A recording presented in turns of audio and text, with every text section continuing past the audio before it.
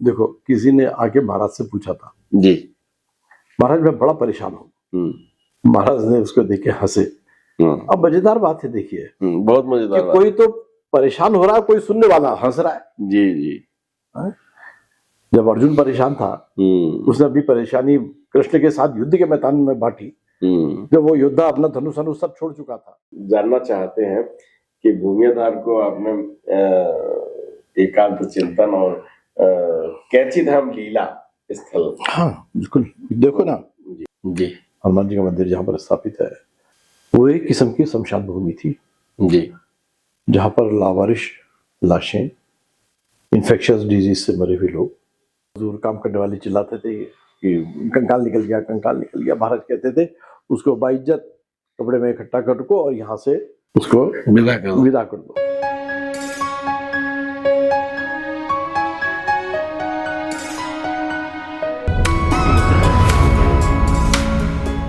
दादा आपने एक वीडियो में बताया कि भूमियाधार आश्रम जो है जी एकांत चिंतन, जरा हम जानना चाहते हैं कि भूमियाधार को आपने एकांत चिंतन और कैची धाम लीला स्थल। हाँ बिल्कुल, देखो ना जी। वैसे इन स्थानों को परिभाषित करना उचित तो नहीं है। जी जी। क्योंकि उनकी सीमाएं और संभावनाएं असीम है, कोई सीमा नहीं है। महाराज की लीला कहीं पर भी कुछ भी हो सकता है, कहीं पर बिल्कुल परम मौन हो सकता है और बैठे बैठे खामखा का उत्सव हो सकता है। जी जी, है ना।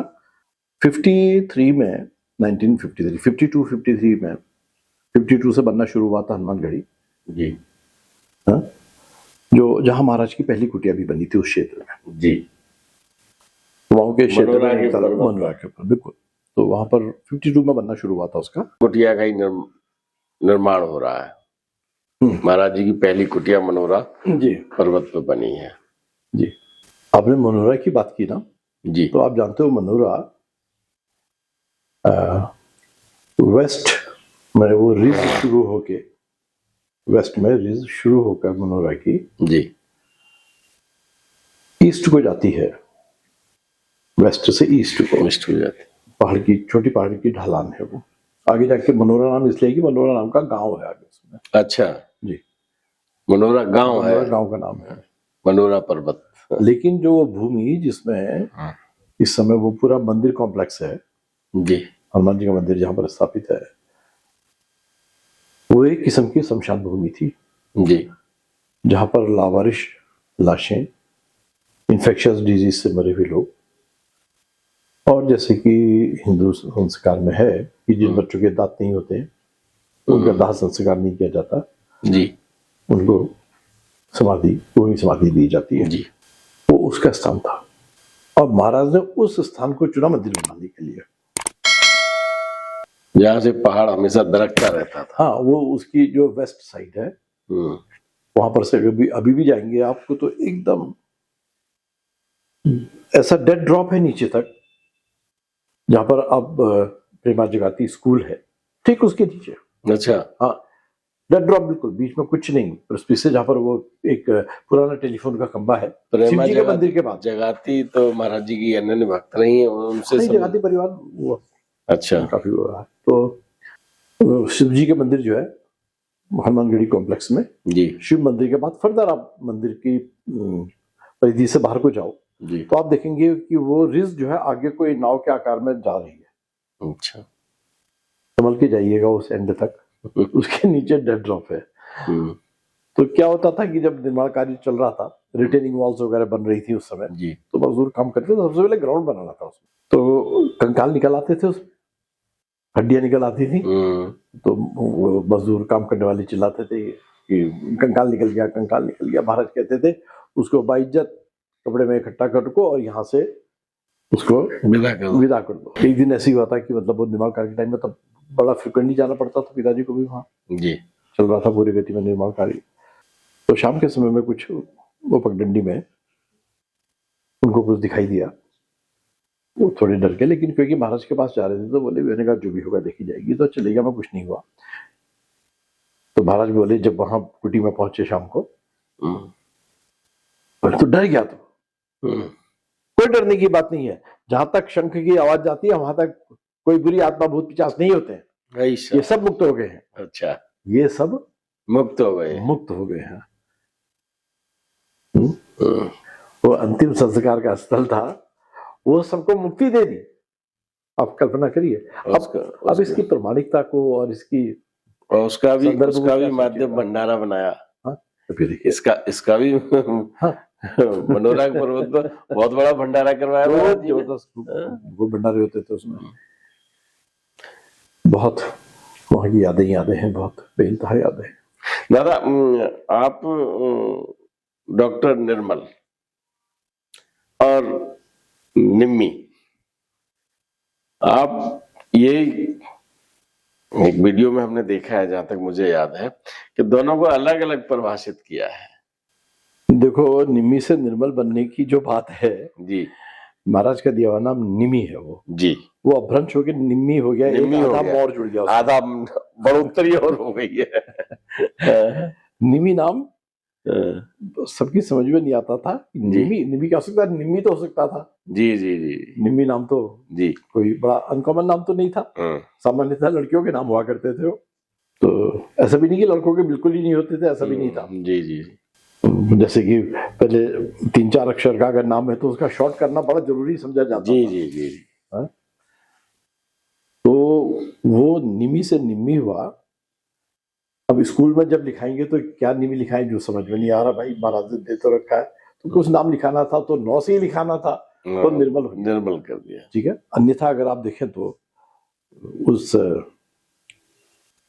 जिस समय जन्म के समय में मेरे जो ग्रह स्थिति थी जी जी, उसके हिसाब से मैं मिथुन राशि हूँ। अच्छा, मैं उसके हिसाब से मिथुन राशि हूँ, जमिनाई हूँ जी। तो ठीक है, एक ग्रुप वो भी है। अब देखिए ना, नाम काली नाम है। दोनों में आप आध्यात्मिक शांति कहाँ महसूस करते हैं? जब आपको कोई निमी दादा कहता है या डॉक्टर निर्मल या डॉक्टर साहब कहता है, तो आपको कहाँ पे कौन सा संबोधन अच्छा लगता है, जहां आपको लगता हो कि एक अध्यात्म भरा संदेश आप में आता है और आप देने में होते हैं? जोधपुर के राजा थे सर गंगा सिंह जी, बड़े राजा थे सर गंगा सिंह। अंग्रेजों ने उपाधि दी थी सर की, महाराजा थे, महाराजा सर गंगा सिंह जी। एक दिन सुबह से उन्होंने जार जार रोना शुरू करा। सब हैरान हो गए कि महाराजा रोए जा रहे हैं। क्यों रो रहे हैं? रोए जा रहे हैं, समझ में नहीं आया। कितना पूछ दिया, रानियों ने पूछ दिया, सब अपने जितने आए सब सदस्य, क्या बात होगी महाराज, बताइए क्या बात होगी। अरे कुछ नहीं, छोड़ो, रोको। अब रो रहे, बस रो रहे, रोना बंद नहीं हो। तो महारानी ने मंत्री को बुलाया जी। उन्होंने कहा, मंत्री जी, आप केवल राज्य के मंत्री ही नहीं हो, आप इनके बाल सखा हो, साथ पढ़े हो। और ये अक्सर होता था, राजा और मंत्री की ट्रेनिंग साथ होती थी। मंत्री का बड़ा भारी रोल। बल्कि एक सेवादास जी महाराज थे, बड़ी कृपा थी उनकी मुझ पर, वो महाराज दे गए कोई ऐसा आशीर्वाद जी, आना जाना लगा रहेगा संतों का। तो सेवादास जी महाराज थे, तो ऐसी कोई बात आई थी, वो प्रसंग को छोड़ रहा हूं मैं। तो उन्होंने मुझसे कहा बड़े वैसे, बोले, देख, राजा चाहे कैसा भी हो चलेगा, मंत्री विद्वान होना चाहिए। राजा कैसा भी हो चलेगा, मंत्री विद्वान होना चाहिए। सही बात है। तो खैर, तो रो रहे थे। तो जब रानी ने उनसे कहा कि आप बाल सका हो, बाकी सब कुछ कोई उनको महाराज जी के मुंह से उत्तर नहीं निकलवा सका कि वो रो क्यों रहे हैं, किसी से अपने रोने का कारण को शेयर नहीं कर रहे थे। लेकिन जब वास्ता दिया गया बाल सखा का, ये बिल्कुल वैसी स्थिति थी कि हनुमान जी से जामवंती कहते कहते थक गए, तुम ये हो तुम वो हो, महाराज उठो तो सही, समुद्र पार करो। लेकिन कोई टस से मस नहीं, हनुमान जी में कोई अंतर नहीं पड़ा। तब एक बात याद दिलाई उनको, तुम्हारा जन्म जो है राम काज के लिए हुआ है। और ये शब्द जो था, जैसे सब कुछ याद दिला गया उनको। जाग गए, एक ही क्षण में पर्वताकार हो गए, एक छलांग में पार कर गए। नहीं तो वो जब बाल सखा मंत्री जी को भेजा राजा के पास, तो मंत्री जी ने कहा, देखो, मैं तुम्हारा मंत्री नहीं, दोस्त भी हूं, बाल सखा हूं तुम्हारा, साथ साथ हमने सब कुछ किया है। और तो यार, तू मुझको नहीं बताएगा तो किसको बताएगा? सही बात। तू अगर मुझको नहीं बताएगा तो यार तू बता, तो किसको बताएगा, बोल क्या जी। बात है। जी अब यहाँ पर नहीं रुका जा सकता था, जी जो बात सबसे छुपाई जा सकती, तो यार का तो मतलब ही यही है कि भाई जिसके लिए छुपाने को कुछ भी नहीं रहा, कैसा छुपाना यार ये, हैं? तो सर गंगा सिंह ने जो बात की बड़ी गहरी बात है।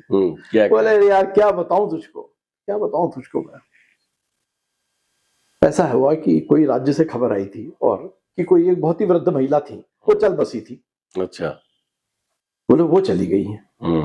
तो बोले वो चली गई है, इस बीच में न जाने कितने लोग चले गए, कितने लोग चले गए, उनके लिए रोते तो नहीं है तुम? किसी का भी ऐसे तो रो ही नहीं रहे। अरे बोले उसके लिए थोड़ी रो रहा हूँ मैं, इस बात के लिए रो रहा हूँ, अब गंगू कहने वाला कोई नहीं रह गया। हाय हाय, क्या बात है, अब मुझे गंगू कह के पुकारने वाला कोई नहीं रह वो आखिरी थी जो मुझको गंगू कह के पुकार सकती थी। मेरी भी स्थिति ऐसी ही जानो, निम्मी निम्मी सुना है। लेकिन अभी केडी दास है, आपने बड़ा मानते हैं तो अभी है कि नहीं है? और हम जैसी पीढ़ी ना वो तो डॉक्टर निर्मल करके नहीं, उसमें लिखा है निम्मी दादा। बस ठीक, मेरे को संबोधन भले ही उसमें दाद जोड़ दिया गया हो, लेकिन वो नहीं, दाद सम्मान हम वैसे नहीं ले सकते ना। आप देखो ना कि दा वैसे यहाँ पहाड़ में दा मतलब बड़ा भाई दादा कहते हैं उसका शॉर्ट फॉर्म है दा। और बंगाली में भी ऐसे ही है, दादा कहते हैं ना, तो वैसे ही है। तो दाई वहां भी बंगाल में भी जो है दाई चलता है जी, किशोर दा ठीक है ना। एक एपिसोड में आपने बचपन और शांति, उसमें ये बताया कि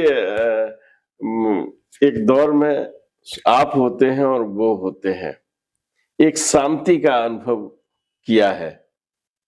शांति अशांति क्योंकि जितने लोग देख रहे हैं उसमें अधिकांश आप में, महाराज जी के सानंद पाए भक्त में एक ही संदेश ढूंढते हैं कि जीवन में शांति आ जाए, है ना, सुकून आ जाए। तो वो जब आपने पाया है तो सोचते हैं कि हम कैसे पाए, तो आपसे पूछ के उनको रास्ता दिखाने का प्रयास करता हूँ। देखो, किसी ने आके महाराज से पूछा था जी, महाराज मैं बड़ा परेशान हूँ। महाराज ने उसको देख के हंसे। अब मजेदार बात है, देखिए बहुत मजेदार बात, कोई तो परेशान हो रहा है, कोई सुनने वाला हंस रहा है। जी जी। जब अर्जुन परेशान था उसने अपनी परेशानी कृष्ण के साथ युद्ध के मैदान में बांटी। जब वो योद्धा अपना धनुष अनुष सब छोड़ चुका था कि मेरी ऐसी दशा हो गई है कि सारा शरीर जला जा रहा, आंख पतरा गई, मुंह सूख गया है, चाहिए ही नहीं हमें राजपाट, नहीं चाहिए, कुछ नहीं चाहिए। लेकिन उन्होंने एक सवाल भी पूछा बाद में, मैं क्या करूं? अगर नहीं चाहिए तो कहते हैं ना कि वापस चलो, कृष्ण वापस चलो, तंबू में वापस चलो, नहीं लड़ना है। लेकिन ना, ये भी नहीं है, मन निश्चय भी नहीं कर सका है, क्या करो। उस समय कृष्ण हंस के कहते हैं, बात तो पंडितों की जैसी करता है लेकिन है बेवकूफी की बात। तो महाराज ने उसके उत्तर में वही हंसी थी महाराज की जी, अच्छा परेशानी है। तो उन्होंने उसका कितना बढ़िया उत्तर दिया। उन्होंने कहा शान छोड़ दे, शान से परे रहो, शान से परे रहो, परेशान नहीं होगा, शान से परे रहो। शान मतलब क्या? मैं 24 घंटे की हर चीज की जिद है, मैं और मेरा हम मलिन जनेशु कहती है मानस।